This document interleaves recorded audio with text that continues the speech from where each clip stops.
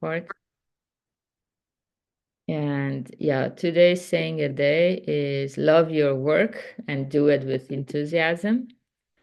Um, yeah, it can be unsettling when we are engaged in a work that is means of our living, but we find it hard to have passion about it. Something doesn't fit. But actually, in Buddhism, our real work is to figure out our life's purpose, the ultimate purpose. So, which has something to do with who we are, getting to know who we are. So, in a sense, it's saying also love your work of figuring out why you're here, why you were born, why we have been living life, and why we want to keep living life, no matter how painful it might become. We need to figure this out and love this spiritual path that takes us all the way to the answer.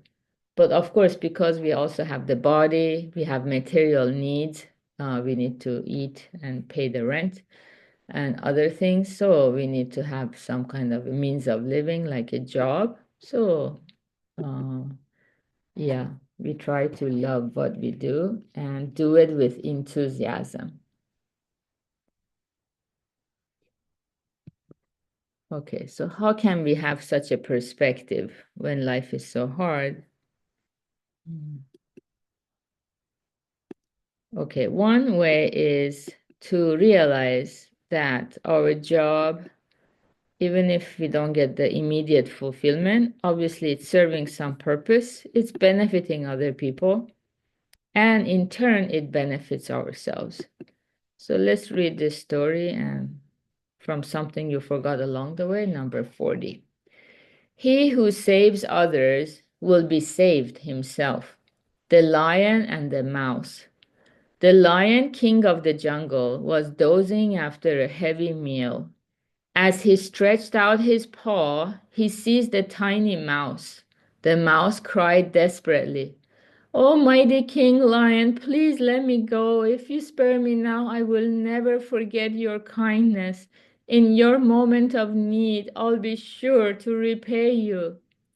The lion laughed out loud. "I don't believe I'll ever need help from the likes of you," he said.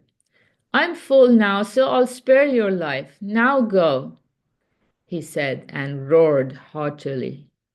The mouse thanked the lion over and over and left. Moments later, as the lion was roaming the forest, he fell into a large snare. His legs and neck became entangled in the net, and the harder he struggled, the more tightly the rope choked him. Soon he was hardly able to breathe. The mouse whose life he had just spared heard what was happening and came running to help. "Oh, great king," he said, "I will now save your life." Then he gnawed through the ropes and set the lion free.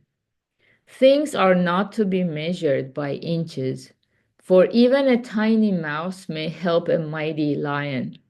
As we live embraced with kindness, there is no knowing when we too may receive a great favor. We ourselves must render kindness at all times and spread compassion over all things. Yeah, I think it's a very heartwarming story. And probably as a child, maybe we saw this story played out as a cartoon or some kind of animation. For me, it sounds kind of familiar. So, a lot of stories in this book, something you forgot along the way, are things we have heard before, we learned before, and somehow along the way we have forgotten them. So, it's not something that new. But because practicing is not easy, no matter how many times we get reminded, it's never too many times. We always benefit from the reminders as we speak and help other people hear it. Both the speaker and the listeners, they all benefit. So this is the excellent act of creating win-win or jiririta, benefiting ourselves by benefiting other people.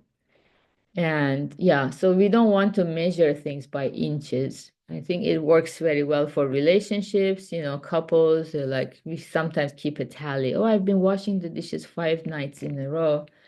It's your turn. Instead of saying that, we just be diligent, practice patience paramita and diligence paramita, and just do the kindness, whatever is available to us. Just do it, get it done, and enjoy the harmony and how things move forward smoothly for other people.